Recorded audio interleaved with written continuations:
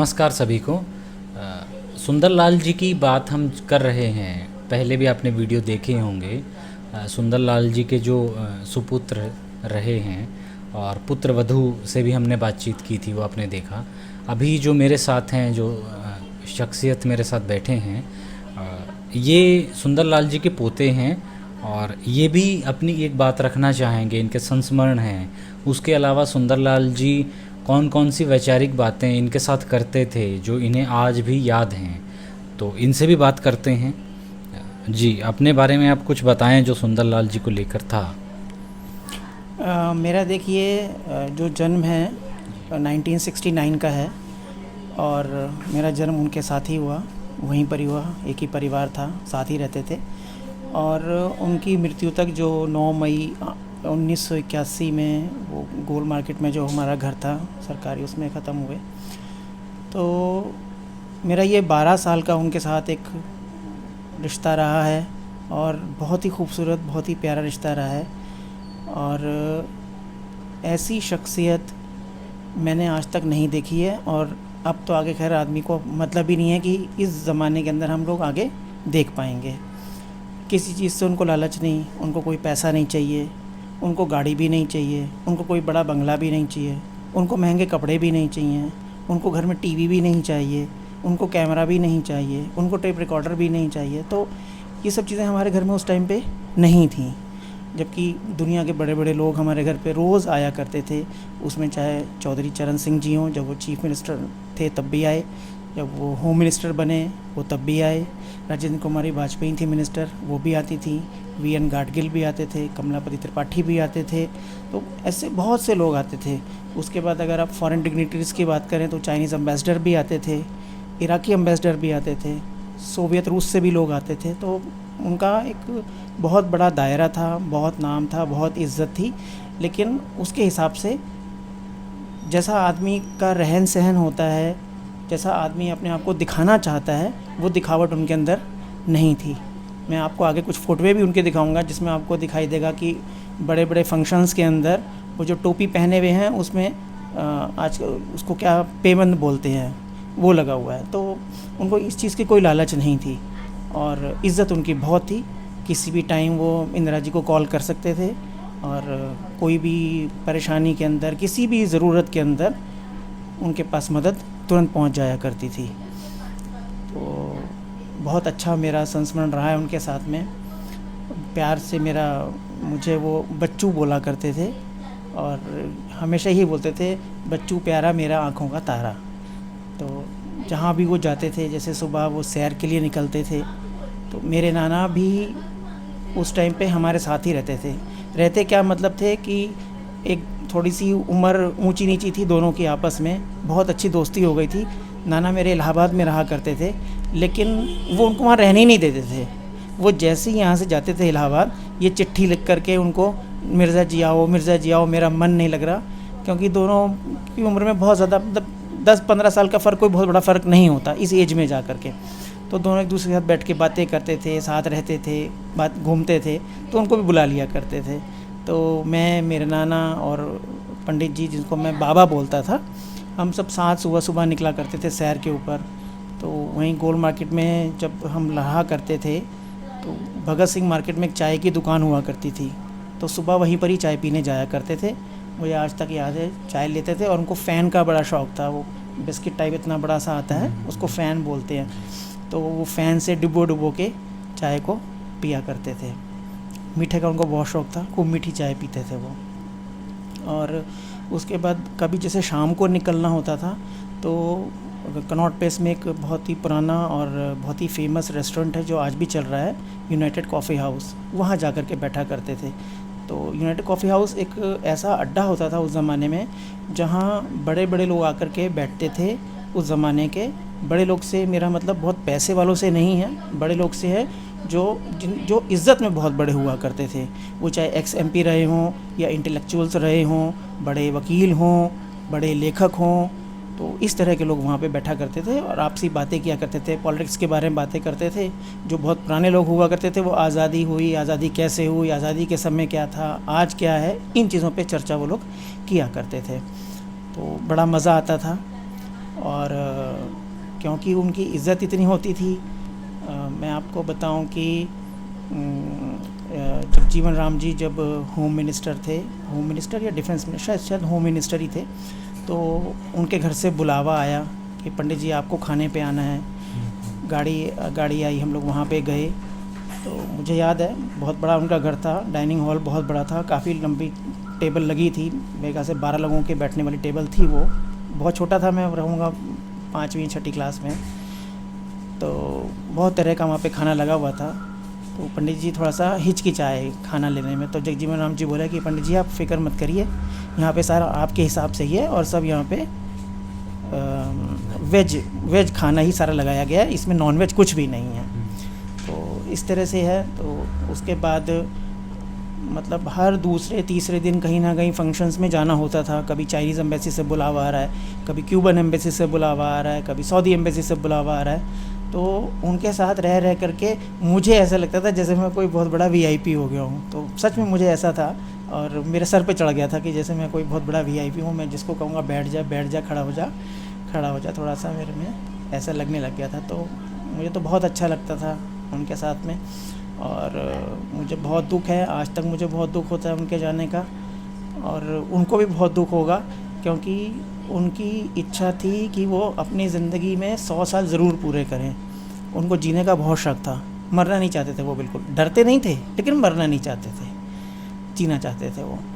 तो और उनको चाइना गवर्नमेंट की तरफ से भी था कि पंडित जी जब आप 100 साल के हो जाएंगे हम आपका बहुत धूमधाम से चाइना में बर्थडे सेलिब्रेट करेंगे।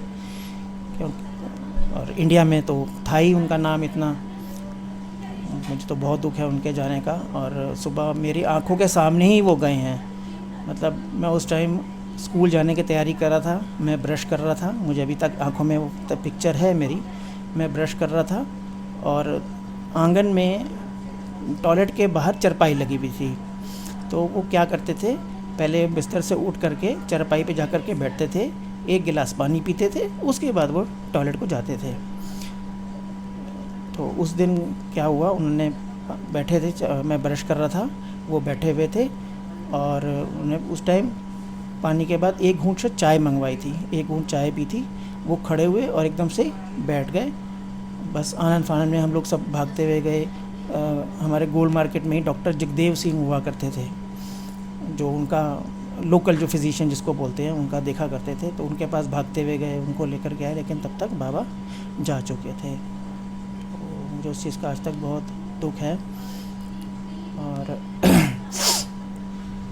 इसके बाद हाँ बोलिए। एक फिदेल कास्त्रो का आप बता रहे थे किस्सा, वो क्या था?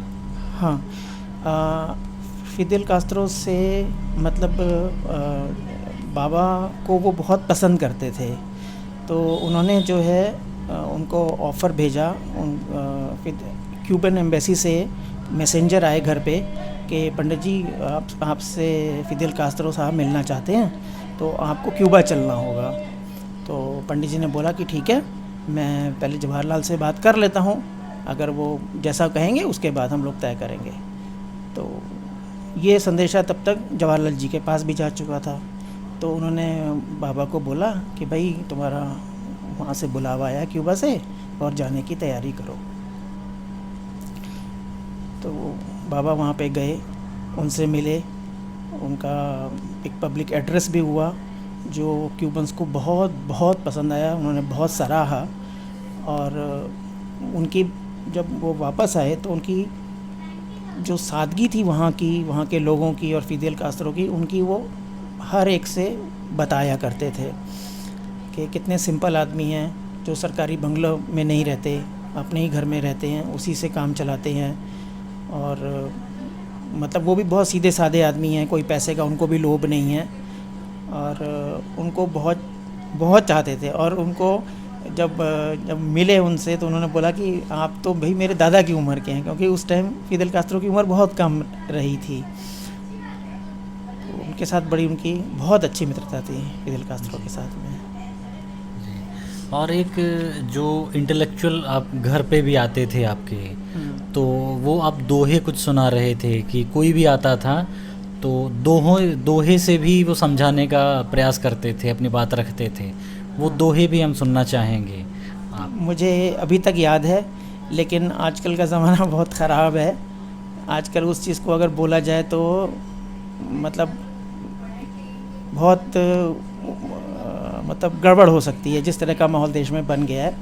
लेकिन मैं आपको बताऊं कि पंडित जी जो थे वो किसी धर्म के मानने वाले नहीं थे। मतलब उनसे अगर कोई ये बोलना चाहता था कि पंडित जी आइए इस धर्म की बातें करें या इस चीज़ में जुड़ जाएं, तो वो चाहे हिंदू आता था चाहे मुसलमान आता था, वो ये कभी नहीं बोलते थे नहीं तुम्हारा इस्लाम बहुत अच्छा है, हिंदू धर्म ख़राब है, या ये बोलते थे कि नहीं हिंदू धर्म बहुत अच्छा है, इस्लाम ख़राब है।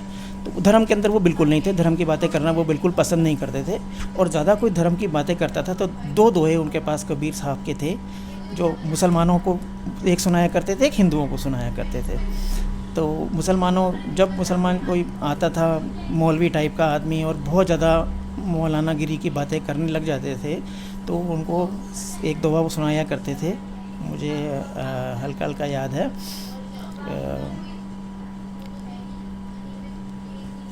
कांकड़ पाथर ले मस्जिद लई बनाए, वापड़ वापर चढ़ मुल्ला, वापर चढ़ मुल्ला बांग दे, क्या बहरो भयो खुदाए। मतलब वो ये कहते थे कि भाई तुमने कंकड़ पत्थर जोड़ के मस्जिद बना ली और ऊपर चढ़ के मुर्गे की तरह बांग दे के अजान दे रहे हो, तो क्या खुदा बहरा हो गया है जो बांग दे रहे हो। तो इससे बहुत वो तिल मिलाया जाया करते थे कि पंडित जी आप ये किस तरह की बातें कर रहे हैं, ये बात अच्छी नहीं है, तो उनको वहीं रोक दिया करते थे। इसी तरह से जब कोई हिंदू ज्ञानी आया करते थे और बहुत ज़्यादा धर्म की बातें करते थे उस टाइम पे, तो उनको भी एक 4 लाइन में सुना दिया करते थे कि माला लक्कड़ ठाकुर पत्थर, तीरथ सगरे पानी, रामा कृष्णा मरते देखे चारों वेद कहानी। तो इस पे वो तिल मिलाया जाया करते थे कि आपने कैसे कह दिया कि रामचंद्र जी मर गए और वेद जो है सिर्फ कथा है या सागर वैसे है। तो इस तरह से वो चुप करा दिया करते थे और बहुत ही सहज, उसमें कभी गुस्से में नहीं, कभी डांट के नहीं। तो यही कहते थे कि देखो मेरे से आप अपनी बात करो, देश की बात करो, किसानों की बात करो, पंचायती राज की बात करो, आज़ादी की बात करो, लेकिन ये धर्म की बात नहीं करो इसके अंदर। तो धर्म उनको बिल्कुल भी वो इस चीज़ में नहीं थे। और अगर आप देखें तो उन्होंने धर्म के ऊपर उन्होंने बहुत किताबें में लिखी। उन्होंने गीता और कुरान लिखी, जिसमें उन्होंने बताया कि गीता क्या कहती है और कुरान क्या कहती है, और रिज़ल्ट यही आया कि दोनों किताबें एक ही चीज़ बताती हैं कि भैया कर्म करो, फल उसके ऊपर छोड़ दो, सबके साथ न्याय करो, सबके साथ अच्छा करो, मिलजुल के रहो। और यही है, कुरान में भी यही है और गीता में भी यही है। तो इस तरह का रहता था वहाँ पे। और एक जब गांधी जी को गोली मारी जी। गई, तो वो भी किस्सा बता रहे थे कि उस समय हाँ, बाबा हर एक से बोला करते थे यही बात कि जब प्रार्थना सभा में जा रहे थे तो बाबा जो हैं गांधी जी के बिल्कुल साथ साथ ही चल रहे थे, सटे हुए ही थे। और जब उनको गोलियां लगी हैं तो बापू जब पीछे की तरफ, जब गोलियों का जो आघात हुआ, धक्का लगा, जो पीछे गिरने लगे, तो बाबा ने उनको पकड़ लिया था। तो उन्होंने यही बताया कि मैंने उनको ज़मीन पे गिरने नहीं दिया और सारी रात वहीं उनके शरीर के पास ही गुजारी, उन्होंने घर नहीं आए थे। और एक अकाली और निरंकारी जो ये 2 पंथ हैं, जी। उनके साथ सुंदरलाल जी का क्या संबंध रहा है? अकाली और निरंकारी दोनों पंथों में पंडित जी की बहुत अच्छी पैठ थी। सब उनको बहुत आदर से देखते थे और उनका बहुत ही सम्मान करते थे। तो इसको देखते हुए जब उनका बहुत इतिहास, खूनी रंजिश वाला भी इतिहास रहा है दोनों के अंदर, तो उनकी सुलह कराने में उन्होंने बहुत प्रयास किए और कई बार मुलाकातें की, बैठकें की, मिलने भी गए, बुलाया भी, और उसके अंदर बहुत एक्टिवली उन्होंने पार्टिसिपेट किया। और बहुत एक अच्छा हमें देखने को मिला कि वो रंजिश जो है अब नहीं दिखाई देती है। तो दोनों को समझा बुझा करके उन्होंने इस चीज़ को कंट्रोल करवाया। तो इस किस्से के बारे में आप बता रहे थे कि कहीं इसका मटेरियल रखा हुआ है आज भी, तो वो कहीं से लाइब्रेरी का आपको पंजाब एकेडमी में मिल जाएगा, पंजाबी एकेडमी में वो आपको मिल जाएगा। यहीं दिल्ली में वो लाइब्रेरी है? वो पंजाब की गवर्नमेंट की होती है ये, ठीक है। तो आपको वहाँ भी मिल जाएगा और पंजाबी एकेडमी दिल्ली में भी है, वहाँ से भी मिल सकता है। जी। और एक नागालैंड का किस्सा आप बता रहे थे, कि हाँ। नागालैंड पीस अकॉर्ड में क्या भूमिका उनकी रही थी? हाँ, नागालैंड पीस अकॉर्ड में भी उन्होंने एज अ इंटरलोक्यूटर काम किया है, और वो गवर्नमेंट ऑफ इंडिया की तरफ से नागालैंड गए भी, वहाँ जो उनके सरदार थे उनसे मिले भी, और उन्होंने जो अपनी बातें रखी वो उन्होंने भारत सरकार को दी। भारत सरकार ने जो बातें कही उन्होंने उनको की, तो उन्होंने काफ़ी इसके अंदर भी काफ़ी काम किया है। अच्छा, एक बहुत बेहतरीन बात है, वो पूरे देश के लिए है, एक मैसेज की तरह है, जो शिक्षा पे आपने बताया कि जब आपके एडमिशन की बात आई थी तो उन्होंने कौन से स्कूल में आपका एडमिशन नहीं करवाया था और क्यों नहीं करवाया था, और कौन से स्कूल में वो आपका एडमिशन करवाना चाहते थे और क्यों उसमें करवाना चाहते थे, वो भी आप एक किस्सा बताएं तो देश के जितने भी युवा हैं, देशवासी हैं, वो शिक्षा का असली महत्व और मतलब समझ पाएँ। जी ज़रूर।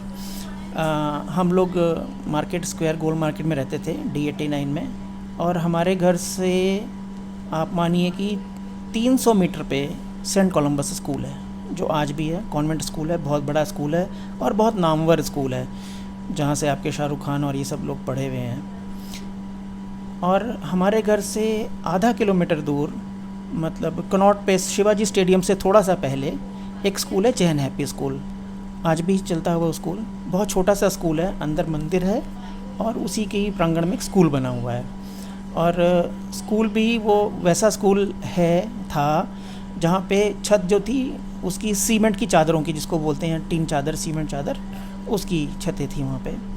तो जब स्कूल की बात आई एडमिशन की, जब मैं 4 साल का हो गया, तो लोगों ने बोला, या माता पिता ने बोला कि भाई साथ में सेंट कोलंबस स्कूल है, यहीं एडमिशन करा देते हैं। तो पंडित जी आप जा कर के बोल दीजिए, आपको तो देखते ही वो कह देंगे बच्चा भेज दीजिए भाई, एडमिशन हो जाएगा।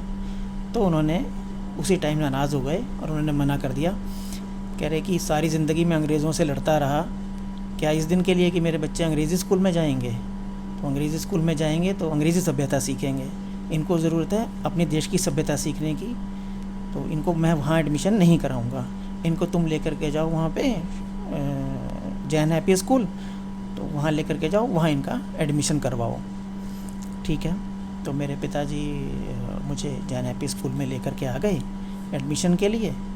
तो प्रिंसिपल ने कहा ठीक है हो जाएगा। उन्होंने कहा नाम बताइए, तो उन्होंने नाम बताया, मेरा नाम मोहम्मद हैदर, लड़के का नाम मोहम्मद अनवर। तो एकदम से वो अवाक हो गई प्रिंसिपल जो थी और चेहरा देखने लगी। तो उन्होंने बोला कि हैदर साहब आपको नहीं पता ये जैनियों का स्कूल है, तो यहाँ पे तो मुसलमान कोई एक भी नहीं पढ़ता है, यहाँ तो मुसलमान है ही नहीं कोई, तो ऐसे कैसे, मतलब थोड़ा सा हम ऐसे कैसे एडमिशन दे देंगे, आप खुद भी समझिए कि तो बिल्कुल वैसा स्कूल है ये। तो ठीक है, मेरे पापा घर आ गए, उन्होंने बताया बाबा को कि भाई मैं तो वहाँ गया था, उन्होंने बोल दिया जैनियों का स्कूल है, यहाँ तो जी सब बनिया और जैन लोग पढ़ते हैं यहाँ पे, आपका तो बिल्कुल ही धर्म अलग है, आपका कल्चर बिल्कुल अलग है, तो आप यहाँ कैसे पढ़ेंगे, और हम तो ऐसे नहीं कर पाएंगे एडमिशन। तो उन्होंने घर पे फ़ोन था हमारे, तो उन्होंने फ़ोन घुमाया। जैनियों के जो गुरु हैं उस टाइम पे मुनि सुशील कुमार जी, उनकी बड़ी अच्छी मित्रता थी उनसे, बहुत मानते थे मुनि जी उनको।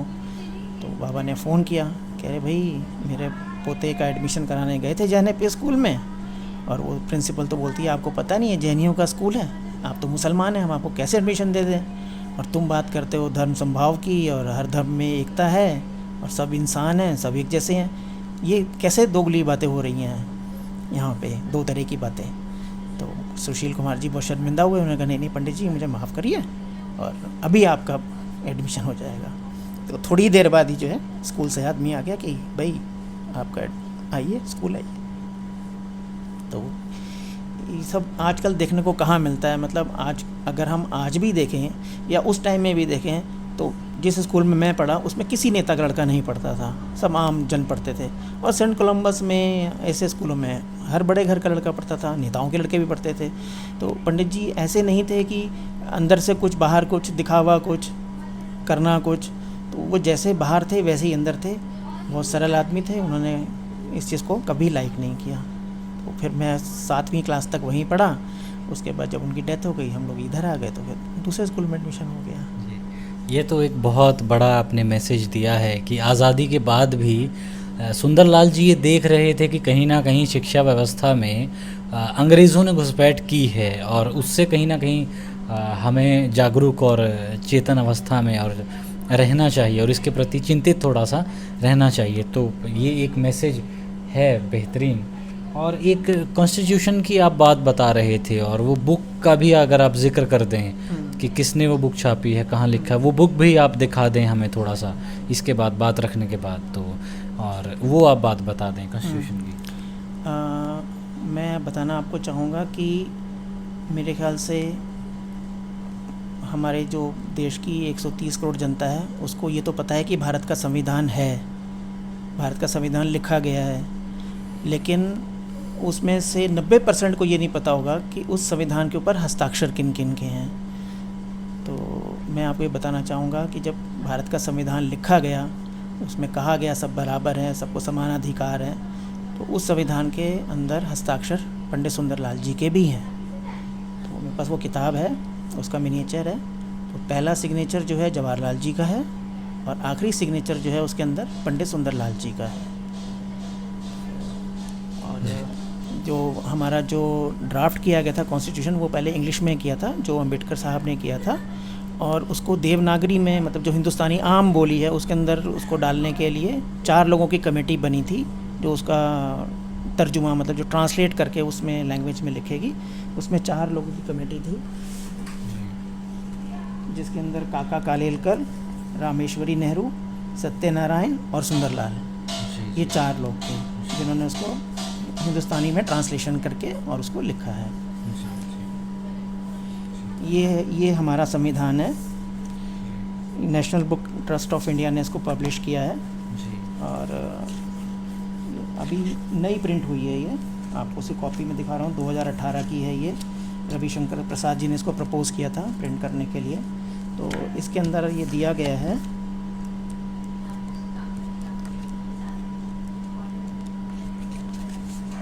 इसके अंदर ये लिखा है, संविधान सभा के सदस्यों के हस्ताक्षर 8वीं अनुसूची के बाद उसी पृष्ठ से आरंभ होकर 11 पृष्ठों में फैले हुए हैं। पहला हस्ताक्षर पंडित नेहरू का है, अंतिम हस्ताक्षर पंडित सुंदरलाल का है। ये कितने नंबर पेज पे लिखा है इस बुक के? ये पेज नंबर है 91। जी जी जी। हाँ, ये पेज नंबर 91 है जी। ये पुस्तक है जी जो एनबीटी ने पब्लिश की है। जी जी जी। तो इस बात का तो शायद बहुत कम लोगों को पता होगा। मैं बता रहा हूँ ना आपको, मेरे ख्याल से 1000 लोगों को भी शायद ये बात नहीं पता होगी। तो कि पंडित सुंदरलाल जी बहुत बड़ी शख्सियत थे, मतलब उनका इतना नाम था, इतना ऊंचा कद था कि हर आदमी उनकी बहुत इज़्ज़त करता था। इज़्ज़त सिर्फ इसी वजह से थी कि उनको कभी लालच नहीं था। जब देश आज़ाद हुआ, नेहरू जी ने उनके पास भी ऑफ़र भेजा था काउंसिल ऑफ मिनिस्टर्स में शामिल होने के लिए, लेकिन उन्होंने मना कर दिया था। उन्होंने ये कहा कि अगर मैं पद ले लूँगा तो मेरी जो ज़िंदगी है उसी के अंदर सीमित रह जाएगी, मैं उससे आगे कभी नहीं बढ़ पाऊँगा, मुझे उससे आगे देखने का समय नहीं मिल पाएगा, मैं अपनी जनता से कट हो जाऊँगा। तो वो इस चीज़ के उन्होंने बिल्कुल भी इसको स्वीकार नहीं किया और उससे अलग रह कर के उन्होंने देश की बड़ी सेवा की, हर एक की सेवा की। कोई मांगने वाला आ रहा है उसकी सेवा की, किसी की शादी करवानी है उसकी सेवा की, कहीं झगड़े हैं उसको सुलटाना है उसकी सेवा की। उसके बाद देश पे जब कोई बात आई उसमें आगे आए वो, और उसके बाद जब देश से गुडविल मिशन कहीं जाना होता था तो उसके नेता के रूप में उन्होंने काम किया। वर्ल्ड पीस काउंसिल के प्रेसिडेंट भी रहे वो, इंडिया चाइना फ्रेंडशिप एसोसिएशन के प्रेसिडेंट भी रहे वो। तो मतलब देश के लिए वो हमेशा हर तरह से तैयार रहते थे किसी भी काम के लिए। कभी भी फ़ोन आ गया इंदिरा जी का कि मैं आपको भी एक लेटर भी दिखाऊंगा कि इंदिरा जी का एक लेटर है जिसमें वो कह रही हैं कि पंडित जी चाइना से एक डेलीगेशन आने वाला है और मैं चाहती हूँ कि आप उसको रिसीव करें, क्योंकि जब आप चाइना गए थे तो उन्होंने आपको बहुत इज़्ज़त दी थी। तो गवर्नमेंट आप चाहती है कि भाई आप गवर्नमेंट की तरफ से उनको रिसीव करें। तो उन्होंने वो काम भी किया। उसके बाद जब चाउ एन लाई हिंदुस्तान आए उनको रिसीव करने भी वो गए। तो उन्होंने ऐसी बहुत सारी भूमिकाएं निभाई हैं, काम किया है। जी, वो फ़ोटोज़ और लेटर भी हम देखना चाहेंगे ज़रूर। और एक कि आप चाइना के साथ तो संबंध पिताजी से भी बातचीत हुई बहुत सारी। एक आपने एक अलग ही किस्सा एक बताया जो पृथ्वीराज कपूर का बता रहे थे आप। हाँ। और एक शेख अब्दुल्ला का भी आप इसके साथ साथ जिक्र करते हैं, वो क्या किस्सा था? चाइना के साथ हमारे रिलेशन बहुत एक समय आया था जब बिगड़ गए थे। तो अच्छे नहीं चल रहे थे। और जब अच्छे ठीक चल रहे थे उस टाइम पे भी फ़ॉरेन वीज़ा इतनी आसानी से नहीं मिलता था, इंडिया से चाइना का या चाइना से इंडिया का। फ़ॉरेन करेंसी भी इन्वॉल्व होती थी, देश के पास इतना पैसा भी नहीं था उस टाइम, फ़ॉरेन एक्सचेंज मतलब। तो पृथ्वीराज कपूर चाइना जाना चाहते थे, उनको वीज़ा नहीं मिल रहा था, तो उन्होंने सिफारिश लगवाई बाबा से ही कि भाई मेरे को चाइना का वीज़ा मिल जाए, यहाँ से जाने की इजाज़त मिल जाए। तो उन्होंने उसके लिए कोशिश की थी और जवाहरलाल जी से कह करके उनको वीज़ा दिलवाया और वो चाइना जा पाए।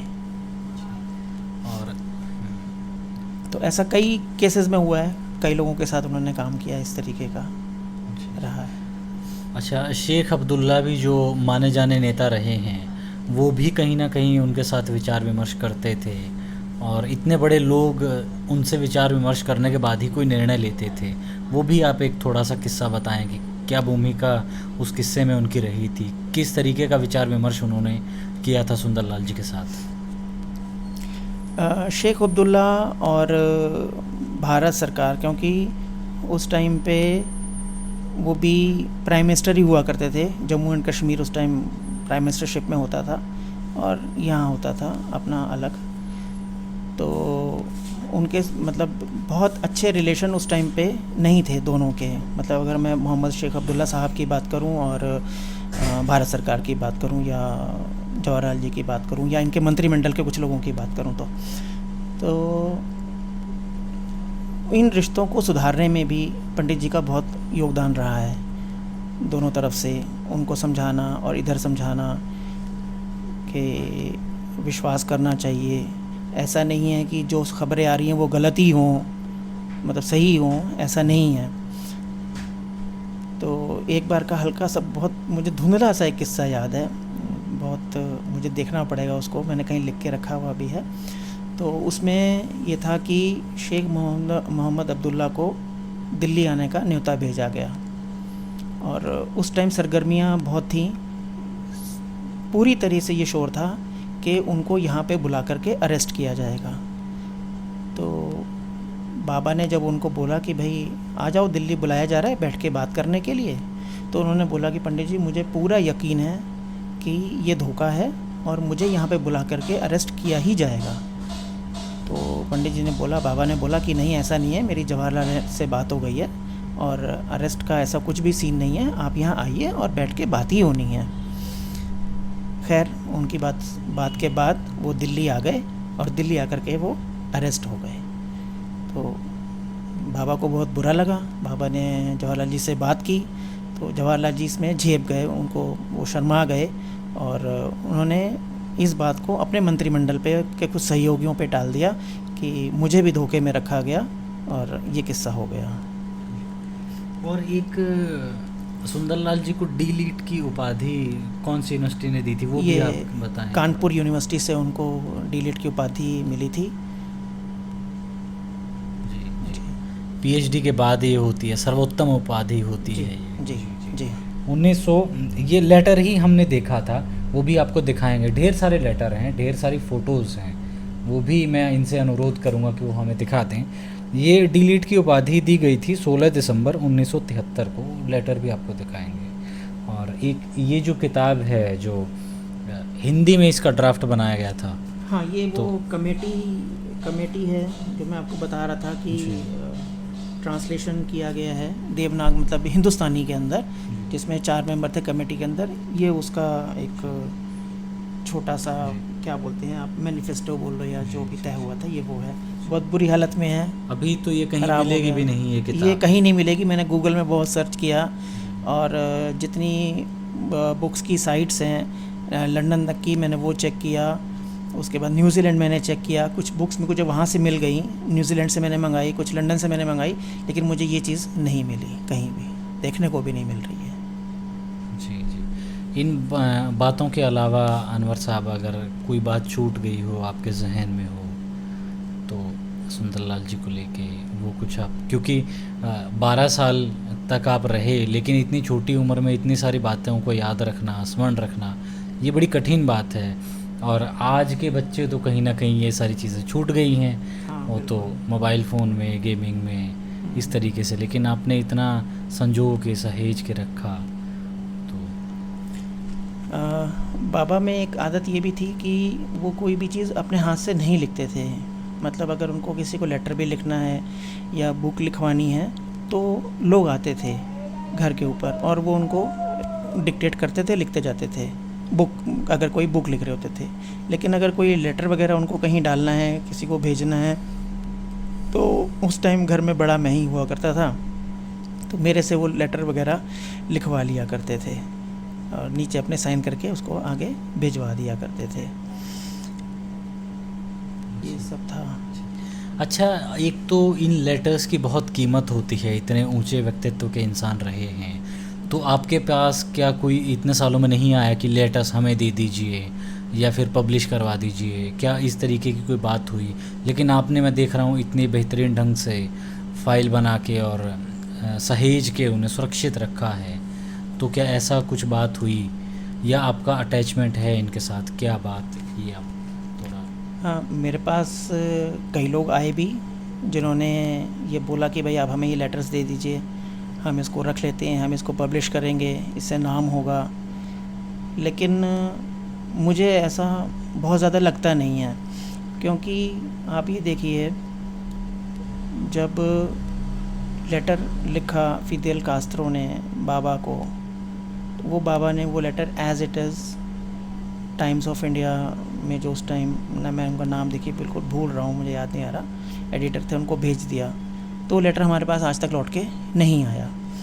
इसी तरह से कुछ लेटर्स वगैरह मेरे पापा से एक साहब ले गए कि हम इसको बुक छाप रहे हैं, उसमें डालेंगे, आपका ज़िक्र भी डालेंगे, लेटर वगैरह भी डालेंगे। वो लेटर भी हमारे हाथ से चले गए। तो लेकिन हाँ, अभी एक फंक्शन हुआ था अभी 2-3 साल पहले, एक शाह आलम हैं जो बाबा के ऊपर कुछ काम कर रहे हैं, तो वो मिलने आए थे। तो उन्होंने एक फ़ंक्शन रखा था उनके सम्मान में इटावा में, जिसमें मैं गया था, मुझे बुलाया गया था उसके इनॉग्रेशन के लिए। तो उन्होंने एक अपनी प्राइवेट लाइब्रेरी भी बनाई है चंबल आर्काइव्स के नाम से। तो जो उनके दूसरे सहयोगी हैं, उन्होंने भी डिमांड की थी कि मेरे पास जो भी इस तरह के कागजात रखे हैं मैं उनको दे दूं, अपने इसमें रखेंगे लाइब्रेरी में। तो मैंने कहा ठीक है, हम बात करेंगे इस बारे में। उसी फंक्शन के अंदर नेशनल आर्काइव्स से एक साहब आए हुए थे, नाम मैं उनका भूल रहा हूँ, मुझे देखना पड़ेगा। तो उन्होंने बोला था कि आप चाहें तो ये नेशनल आर्काइव में दे सकते हैं, और आप चाहें तो नेशनल आर्काइव इनको ख़रीदता भी है, और आपके जितने ये पुराने लेटर्स हैं इसकी आपको बहुत अच्छी कीमत मिल जाएगी। लेकिन मेरे लिए मेरी जान से ज़्यादा कीमती हैं। आप इसको पढ़िए, देखिए, मैं इसकी 1000 फ़ोटोकॉपी बांट दूंगा। मुझे ये नहीं है कि मुझे छुपा करके रखना है, अपने सीने से लगा कर रखना है, लोग जाने इस चीज़ को, लेकिन मैं इनको दूंगा नहीं, ना पैसे में, ना किसी तरीके से। जी, एक आप ही ये बेहतरीन एक कड़ी बने हुए हैं जो इनको सहेज के रखे हुए हैं। तो एक बहुत मशहूर किस्सा था और इंसिडेंट था वो, और अंग्रेज़ों को भी एक मैसेज हमारे क्रांतिकारियों ने दिया था, बहुत ही सख्त मैसेज दिया था। उस समय के जो गरम दल के साथी थे, क्रांतिकारी थे गरम दल के, तो किस्सा कुछ यूँ था कि अंग्रेज़ जब डर कर अपनी राजधानी, भारत की राजधानी कलकत्ता से दिल्ली ला रहे थे, तो उन्हें ये भ्रम था कि क्रांतिकारी कहीं ना कहीं चुप बैठ जाएंगे अगर राजधानी दिल्ली शिफ्ट हो जाएगी। तो इसी का मैसेज देने के लिए उस समय के वायसराय के ऊपर क्रांतिकारियों ने एक बम फेंका था। तो उस घटना में सुंदरलाल जी सीधे और प्रत्यक्ष रूप से सम्मिलित थे, और उसकी घटना भी मैं जानना चाहूँगा अनवर जी से। उसके बारे में क्या सुंदरलाल जी ने कोई जिक्र किया था? किसने बम बनाया था? किस तरीके से फेंका गया था? और कौन कौन साथी उसमें सम्मिलित थे? क्या रहा था? आप थोड़ा इसके बारे में कुछ प्रकाश डालें। मुझे मतलब थोड़ा धुंधला धुंधला सा याद है, जो बाबा से बातों में अक्सर उनसे निकल जाता था लोगों को बयां करते करते। तो ये जो बम बनाने का सिलसिला था, ये इलाहाबाद में उनके मकान में होता था, और उसमें एक बहुत बड़े वो भी क्रांतिकारी रहे हैं गरम दल के अंदर, पंडित परमानंद। और उनको, क्योंकि पंडित परमानंद एक और भी रहे हैं, तो उनको पंडित परमानंद ऑफ झांसी के नाम से जाना जाता है। तो झांसी के बहुत बड़े क्रांतिकारी वो रहे हैं, वो पंडित जी के बहुत अच्छे साथी थे और अंत समय तक उनसे मिलने भी आया करते थे। तो वो ये बताते थे कि जो बम था पंडित जी के घर में बनता था, और इसमें एक किस्सा ये भी हुआ था कि जब वो घर हमारे आते थे, मैं छोटा था तो मैं उनको दिखता था कि उनके हाथ इस तरह से हिलते रहते थे। तो क्योंकि हम छोटे बच्चे हुआ करते थे तो मजाक में हम भी मजाक करते थे। एक बार घर पे आए तो बाबा अंदर लेटे हुए थे, मैंने बोला बाबा कोई मिलने आया है। उन्होंने बोला कौन आया है? तो मैंने बोला बाबा वो आए हैं ऐसे मत करके। तो उन्होंने बोला नहीं ऐसे नहीं बोलते। तो फिर उन्होंने मुझे किस्सा सुनाया।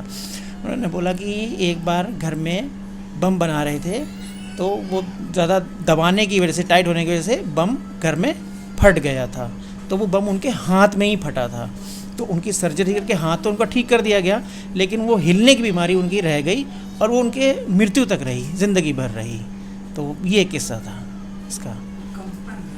तो उसमें फटने की वजह से कुछ नुकसान हुआ जान का, माल का? या नहीं, जान का तो किसी के नुकसान नहीं हुआ, घर में थोड़ा सा नुकसान हुआ और उनका हाथ की सर्जरी करनी पड़ी। हाथ में उनका काफ़ी अच्छा नुकसान हुआ था और वो कंपन की प्रॉब्लम जो है उनको, मैंने तो अपनी आंखों से देखा हुआ है, वो रही ही रही उनकी। वो मतलब ये बात है उनकी जवानी की, मैंने उनको देखा बुढ़ापे में, तो बुढ़ापे में भी उनका हाथ इस तरह से हिलता रहा। तो वो कहीं ठीक नहीं हो पाए वो कंपन जो है उनके हाथ की, ये रहा है। तो हार्डिंग पे जो बम फेंका गया तो उसमें क्या डायरेक्टली प्रत्यक्ष रूप से वो सम्मिलित थे? हाँ, बिल्कुल। और कौन उसके उनके साथ साथ थे? कुछ एक दो व्यक्तियों के अगर नाम आपको ध्यान हो, कुछ बताते हो? एक तो शायद राज बिहारी थे जो बाद में बाहर निकल गए थे, जापान चले गए थे।